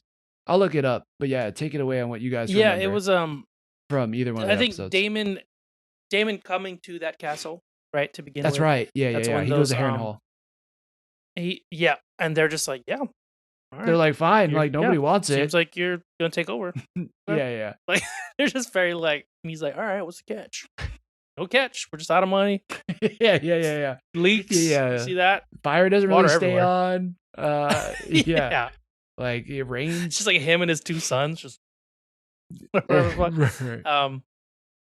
Yeah, it's just, and then him starting to get those like weird nightmare things with like the that lady who's like maybe a witch of some sort. Yeah. I don't know if he's like tripping, like if they're feeding him something like in his food. I know they mentioned like we wouldn't poison you, but I don't know, something like that, or it's in his water or whatnot. Or she just like, we've seen it in the Game of Thrones, like they don't necessarily have to have you consume something. That lady was, what was her name? The one that just like would do magical shit. I She like remember like the lady in red. she like gave birth to a demon. Or something. Yeah. Yeah. So maybe it's something that, but Lysandra I or thought it was something? really cool. Lysandra or something. Yeah. But yeah, the things I remember most is like all the Damon stuff. Yeah. Yep. Yeah. What about you, Drake? I mean, because I haven't been consistent, it's really hard for me to like story situation, but just in terms of how things are being revealed and laid out, if you just compare it to other things we've been watching, just intricate, right? Not only the dialogue, not only the visuals, but each step of the way you're seeing something that's going to take place and going to come into play further along down the line. And it's really interesting to see how, when writing is good, when the thought process is there, when you have a general idea of what you're doing, like how it can be good. Even if I'm watching just a one-off and I know a little bit about it, I'm immersed in it and I care about it. And I mean, you can't really say that about many other things. And so House of Dragon, if you're not watching it, that's something that you can kind of hang your hat on. You're going to be watching something that's going to be entertaining, that is going to be enthralling, and it's also going to give you a lot of great dialogue and storytelling. Yeah, absolutely, well said. And I agree. I think on the good dialogue and good conversation and all that, that's where episode 3 leaves off, right? We see that Rhaenyra and Alicent are able to talk, and I guess that wasn't in the books, but it's a really cool conversation because Rhaenyra realizes that Alicent didn't understand his last words correctly. Viserys's. Right. Oh, actually, that was in episode 4. That was in episode 4? Okay, right. Oh, wait, no. 4 is the latest one, right? Yeah. Okay, sorry, yeah, that was episode. That was Yeah, I episode. forgot. That was a huge part of episode 3. Exactly, right? Because they sneak her in. She looks like a sister act kind of character, like dress. That's what I was thinking. Yeah. And then I was thinking, you wanna be somebody, yeah. wanna go somewhere. And Christine's like, shut up. So I stopped. Ruining Game of Thrones. Yeah. But yes, that happens, which I thought was great. And we actually see Alicent kind of doubt for the first time, like maybe I was wrong. Maybe I made a mistake. Like maybe he was talking about Aegon the Conqueror, not Aegon, my son. And so, yeah, I thought that was really, really well done. And yeah, in this episode, we see the repercussions and like the war is out of these 2 ladies' hands now. It's like it started with them. Then their sons both got attacked, or one granddaughter, one son. And now like everybody around their council is like off doing their own things. Like Aemond and Sir Criston Cole are like waging their own war. Aegon's not really included. And we see that in this. And it's like weird because he's such like kind of a shitbag in some of the earlier season. And yet you kind of feel bad for him in a way that he's not being included. But I think the conversation with the mom and him is like one of the best conversations in this latest episode because she like gives it to him straight, like only a mom can. you know, like there's some things your mom can say to you and you're like, Yeah. damn it, you're right. You know, that anybody else would say that to you, you kind of get mad and be like, wait, what? You know, get pissed off, but your mom can just say those things. And Yeah. I loved it. Especially when he's like, watch yourself. Mhm. And she's like, or what? Are you going to kill me? And he's like, well, what do you want me to do then? Yeah. Like, he goes right back to like child. Yeah. Like, yeah, it was great. She just like had full control over that scene. Totally. So yeah, I think it just sets up so many cool things. And yeah, we see that Alice, this witch that's at Heron Hall, is like corrupting a bunch of things. Like, what's going on with Damon? He's seeing a young Millie Alcock or young Rhaenyra, which is cool that they got to bring her back. I thought that was sick. Yeah. And yeah, Matt Smith is getting to show a little bit more remorse for some of the things he's done in the previous seasons.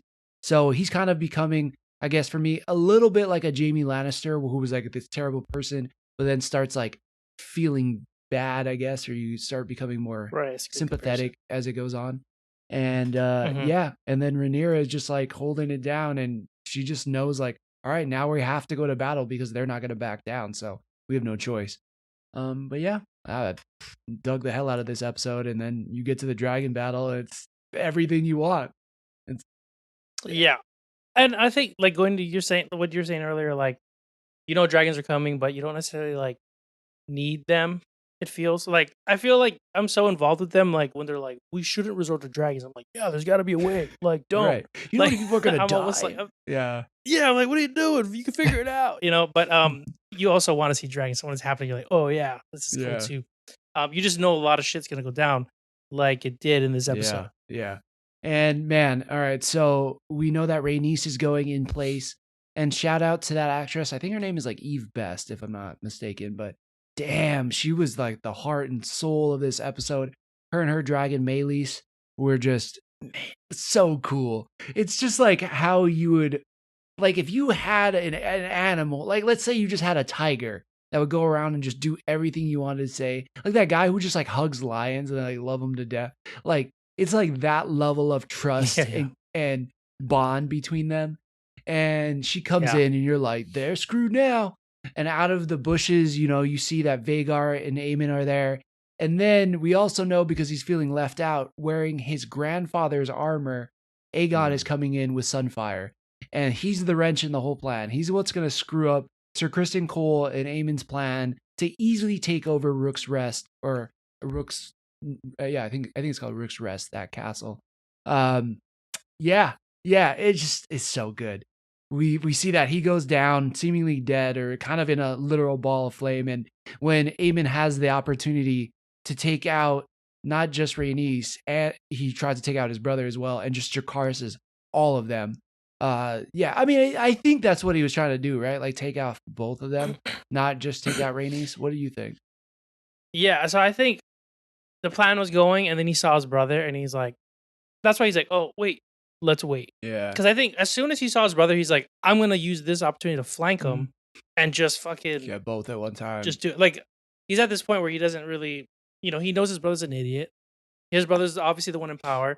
They had that scene earlier where, you know, Aemon's kind of like making the moves, and they're all awkwardly going like, kind of looking at Aemon like he should be right. But he's also, they're like talking in High Valyrian or whatever, and he can say all these different things, and he's like so proficient with his High Valyrian, and then on the opposite side, the king is like fumbling over his words. Yeah, it's like really broken Valyrian, and you're like, oh, like even more embarrassing. Yeah. We know, but it's crazy. Like the brother embarrassed him in front of everyone, and it's like, I could easily like end all this. It feels like, you know, like he's just clearly has the power. Brother doesn't know what to do. So I think when he sees his brother, he's like, opportunity. Like, I'm just gonna flank him, burn him. And then I think it's just one of those like, oh shoot, collateral damage, maybe, you know.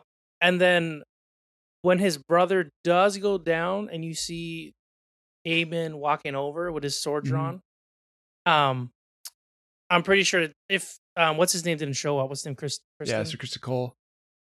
Sir Criston Cole. If he didn't show up, he probably would have just finished his brother. Yeah, but then because like he might be alive, right?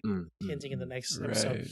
Sir Criston Cole's like, oh, is he? And he's like, oh yeah, let me just sheath my blade real quick. Well, he takes that blade off of Aegon, so it's like he didn't help him or anything. Yeah, Right. It was yeah, like yeah. that blade from Aegon the Conqueror or whatever.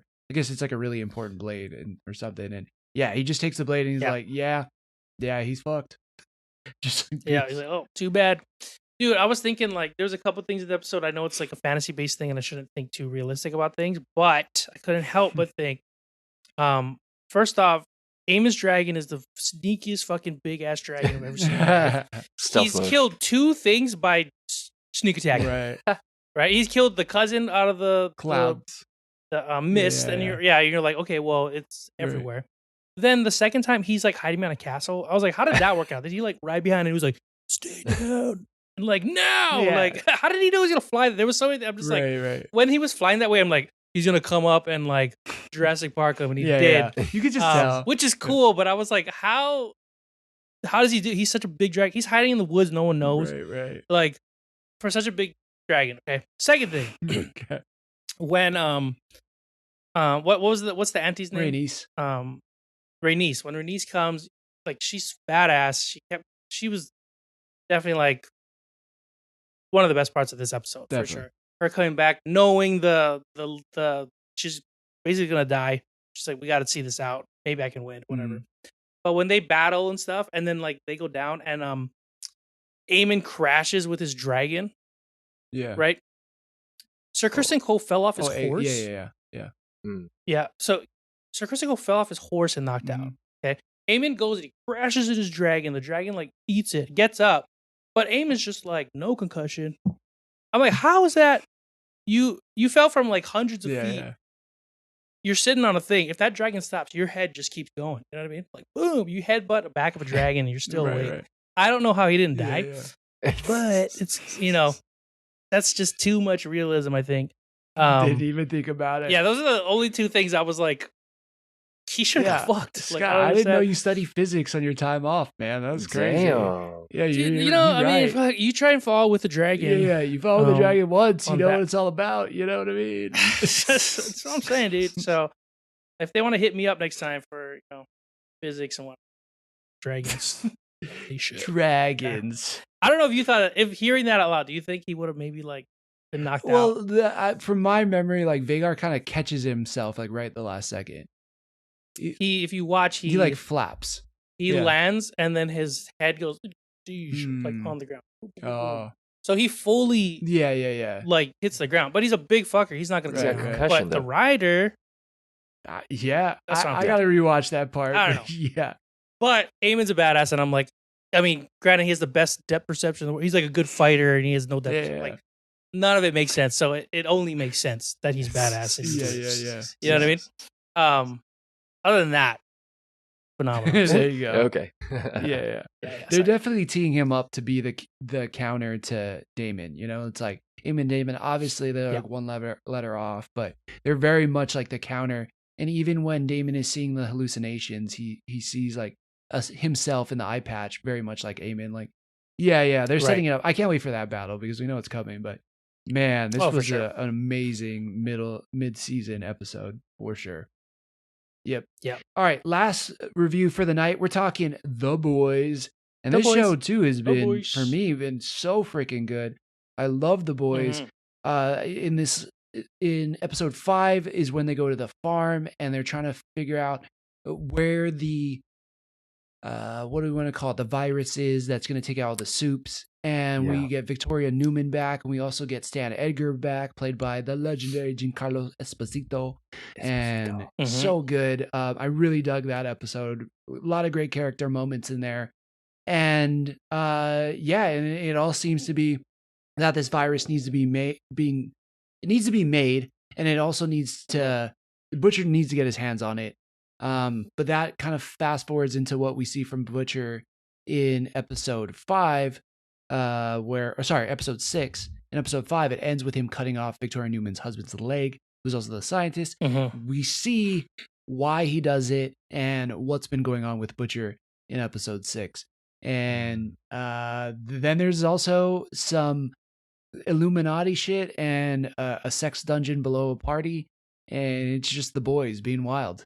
What were your guys' thoughts? Yeah, that was hilarious. I mean, already like stand out with the flying animals.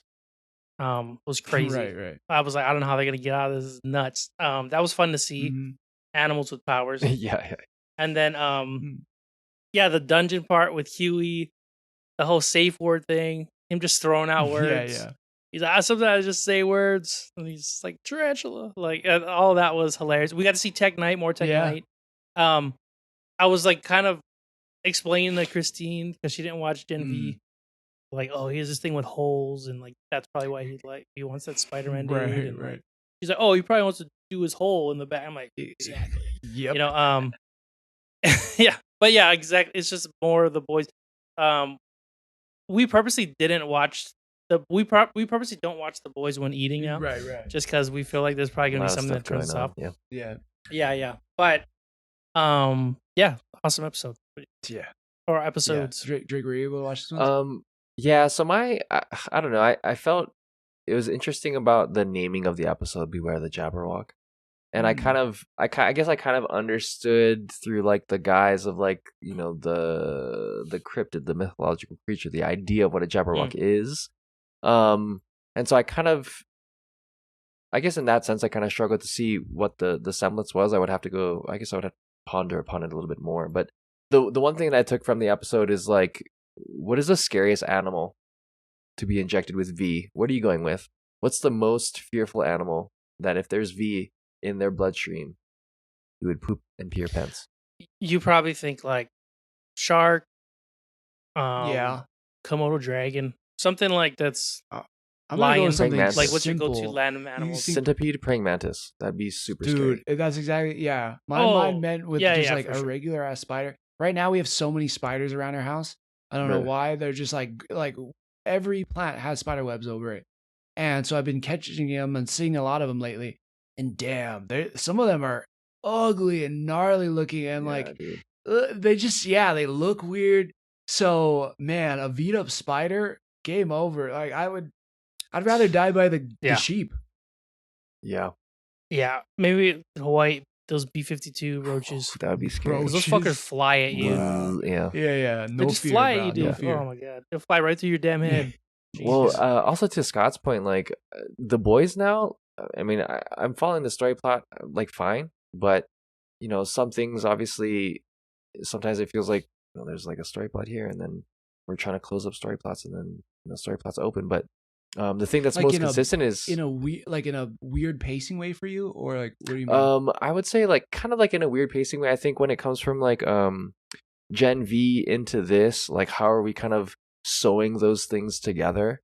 I don't have anything specific just because Gen V was a little bit a while ago for me, so I'd have to kind of go back and think about it. But I'm more so seeing the outstanding, the what is the boys gonna surprise me with now? I think that's more of my anticipatory reaction to the boys, more so than kind of the movement of the story. Yeah, I'm more was there interested anything in in this episode that like you were like, whoa, didn't see that coming. I didn't. I mean, I think Butcher taking that scientist wasn't surprising in ways. I think you're starting to see kind of, I don't know, what is lack of a term, like Butcher's desperation into finalizing everything, and I think that's a huge story plot, not change, but a direction we think that it was going to go initially, and so I'm kind of, it was surprising in that for me personally how it's kind of coming together. Yeah.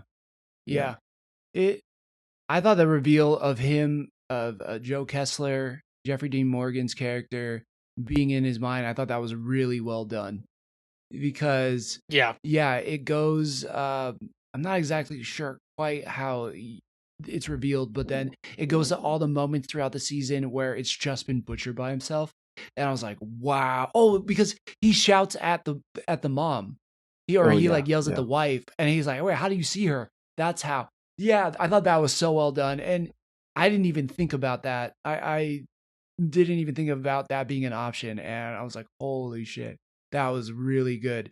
Along the lines of like a Sixth Sense type of reveal for me, because it just got me. So I thought that was so good.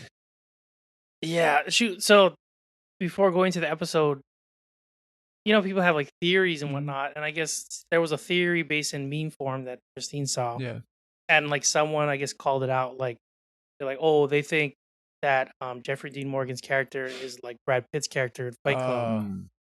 and they had this thing, like this is him, or and then I'm like, oh, she said that. I'm like, oh fuck, you know what? That could very well be the case because I don't ever remember him like no one responds to him, Yeah. and he sees the wife. So I was like, and then when it was turned, it was still cool, and I still like the way they did it. The fact that he's just like, shut Yeah, up, yeah. and then he's like, wait a minute, like it was still really Mhm. cool.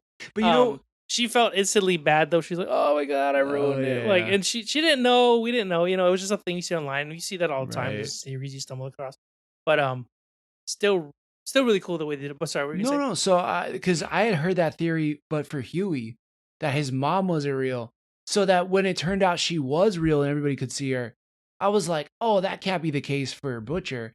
And then it was the case. I was like, whoa, you know what I mean? Like, so I think that got me because I had heard it was for Huey, not for Butcher. I got you. I didn't even think about that. Real quick though, going back to that made me remember, like, it is weird. The mom pops up, right, and then Huey shows, like, this back to the episode before the one we were talking about with the animals. I believe that same episode, like, the dad gets injected with Gen V towards the end of the previous one. Yeah, She does it. She has like a weird face on her, and I'm like, dude, is this like someone who like a Mystique Right. coming in pretending to be Mhm. whatever? So we still haven't answered that, but that's what I thought. I was like, I think she's real, but she's like shady. I don't think that's his mom. So something's off about her. I mean, she's already said she's worked for Vought, so there definitely is something there with her. It's a little off, but Or it is his, it's just yeah. like bot. Oh, But so good, dude. no. That episode with the dad was trippy Damn. though, with him getting powers. That was so I sad. know. Like, Why am I blanking on that his was real very life name? monkey's paw. I'm Huh? I'm blanking on his name. The guy that was in like Oh, Simon Pegg. Yeah. God, that was so good. He did such a good Simon job. Pegg Like, killed that episode. He did everything. him like being genuinely devastated and like, scared, sickened and and scared surprised, and like about- lost. oh my Simon Pegg so good. crushed that. He made the whole episode for me on that one. I was like, damn, that was good. But yeah, it's so sad. And then Huey having to like let him go and then remind him, and then also like I like the way that the powers kind of reflect the way people are, like because he always felt like he could be walked over, walked through. He actually did walk through everything, and kind of did some stuff that people would think of. When Kitty Pryde comes in the conversation, it's like, they always talk about, couldn't Kitty Pryde just stick her hand in the middle of like Magneto's head and then just like unphase and then just be like in his brains and then kill him or something, like that kind of stuff. And then we see it, like he runs in and stops in the middle of that guy and then unphases and just starts spinning in the middle of his body after he explodes. Yeah, that was weird because he's also still in the middle of a table. I think because of, get real geeky about it, because of My Hero Academia and the way they broke down Lemillion, and how he's like, I can't be in the middle of something because of, and I'm like, that makes sense. Right. Like he has to really time where he's not like solid in the middle of something because that damages him too because his animal. But still really trippy the way they did it. Very, the boys over the top, gruesome. Yeah. All really good. We also see that Homelander, a couple of different things. Homelander, one, he's talking to these politicians. He's way outmatched. Like he's able to control the boys and the public, but these billionaires, these people like thought leaders, whatever, he is way outmatched. Sister Sage obviously gets shot, becomes dumb again, or gets her lobotomy.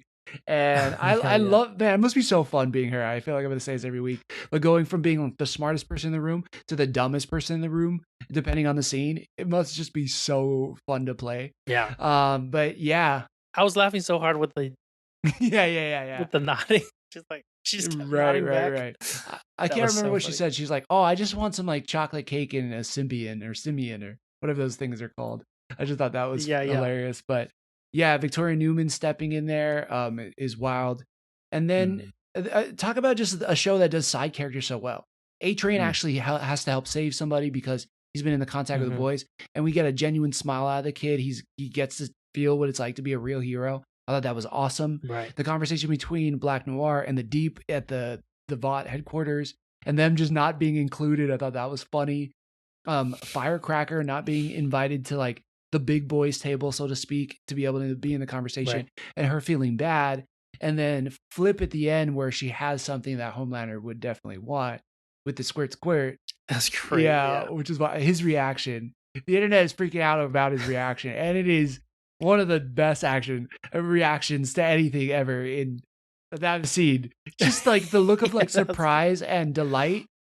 Yeah. It's like the happiest you've seen all Yeah, night. it's just so good. Oh, man, he's so good. Anthony's so if Jeremy Allen White or Anthony Starr doesn't get an Emmy, what are we doing? Like I'll boycott the Emmys because I think they just God, they're so good. So good. Christine was telling me she saw, I guess in like one of the interviews, like the milk thing wasn't even supposed to be a big thing. Like it's something they put in to be like, this is like kind of his thing, whatever. Right. And it was like gonna be a small thing. And then as scenes went forward, he was like, what if he was drinking milk? Mm-hmm. Oh yeah. Like what if he Yeah. Yeah. And like that's just kind of funny to see how it now progressed into like a scene where he's like just breastfeeding. Like right. You know, it's kind of like a huge part of his character. Yeah, definitely. It's crazy. Yep. I forgot to mention that Anthony Starr was at Fan Expo. Unfortunately, that whole panel was super biz. So I'm sure. Yeah. Dude, you guys on top of the world right now. Yeah, that dude's super handsome, great Australian accent. What can you go wrong? Good American accent too.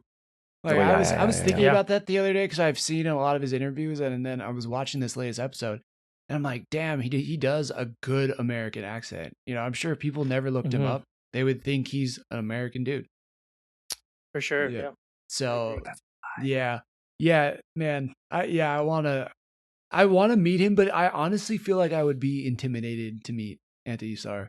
Like he actually feels like one of those guys like I would be nervous to meet in person, you know? Man. It would be interesting. I think like most Australians, it'd be nice to they're kind of like talkers, they're kind of like easygoing, you know? So I think it might be a good time, maybe. Yeah. That's true. I think it depends on like his presence when you enter the room and he's there to be meeting people. Yeah. If he was like, "Oh my god, like yeah, of course, take a picture." Like you'd be like, "Oh, sick, I'm excited." But if he's sitting there like Homelander, Right. Yeah. like in character, like that would be ooh, intimidating. If he's yeah. like, I'm gonna be Homelander signing autographs, like which would be cool, but it would be very you can't help but feel like It'd be scary, Doug. I mean, kind of like a little off. Yeah, because I mean, Homelander has those moments too where he seems like he's the nice guy when he was schmoozing around the room and everything. You're like, oh yeah, you know, he could turn it on. So yeah, That's real true life too. Anthony Starr, I think, would be just as intimidating. But this show just does it so well. You know, the political side of things. Yeah, you know, I know we try to stay away from all that stuff, but how do you guys feel about the way they're depicting the world, politics, the people who run the country, all that? And then we'll close it out for the night. I mean, par for the course. Yeah, I heard somewhere say that this show is able to like do like satirical stuff that no other show can do. Where it used to be SNL, like SNL used to be the one that could like tease politics and all that stuff, but it's like not even every comedy show can do it. But strangely, like The Boys can. Yeah, I mean, I think because you have a bigger bad in the background that's kind of looming, and there's like a bigger threat than what the socio-political situation is. I mean, even though it is a driver, but I think having that overarching nemesis helps. Yeah, and I think they can kind of hide behind the taking everything to the most ridiculous level. Like, so even if there was some kind of like, well, that's like the way you said about that and like poverty or whatever, they could just be like, what the world's ridiculous. Like, don't take anything we say. Like, that's correct. Yeah, you know what I mean? They kind of go over the top with everything, so they can kind of they already built up this universe where they can almost do whatever. Yeah. I'm glad they are, because this show has been phenomenal. Well, yeah, thank you all so much. I think that's a great place to wrap it up for tonight. Any closing thoughts, final words, gentlemen, for episode 156? Just keep swimming. Yep, you used that one before. Scott. Never stop moving forward. There you go. Awesome. And you at home think about what the most inconvenient place to eat spaghetti is. And as always, mahalo for sticking with us.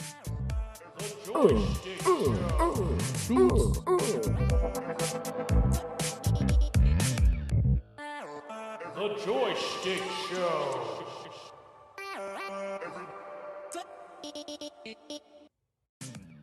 If you've enjoyed what you've been listening to, we'd really appreciate a follow, subscribe, and a review.